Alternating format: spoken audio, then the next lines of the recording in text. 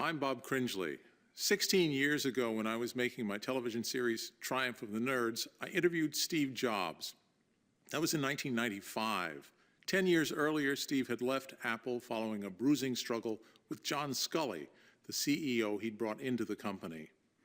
At the time of our interview, Steve was running Next, the niche computer company he founded after leaving Apple.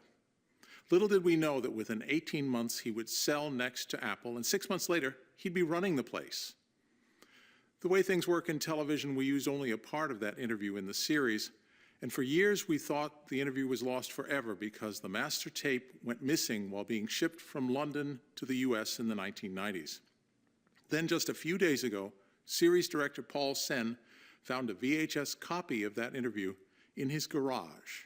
There are very few TV interviews with Steve Jobs, and almost no good ones. They rarely show the charisma, candor, and vision that this interview does.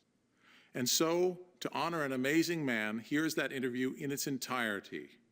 Most of this has never been seen before. How old were you?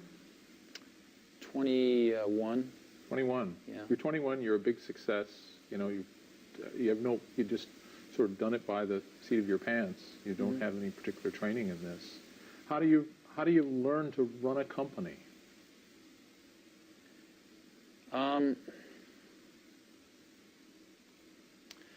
You know, throughout the years in business, I found something, which was I'd always ask why you do things. And the answers you invariably get are, oh, that's just the way it's done. Nobody knows why they do what they do. Nobody thinks about things very deeply in business. That's what I found. I'll give you an example. When we were building our Apple I's in the garage, we knew exactly what they cost. When we got into a factory in the Apple II days, the accounting had this notion of a standard cost, where you'd kind of set a standard cost, and then at the end of a quarter, you'd adjust it with a variance. And I kept asking, well, why do we do this? And the answer was, well, that's just the way it's done. And after about 6 months of digging into this, what I realized was the reason you do it is because you don't really have good enough controls to know how much it costs. So you guess, and then you fix your guess at the end of the quarter. And the reason you don't know how much it costs is because your information systems aren't good enough. So, but nobody said it that way.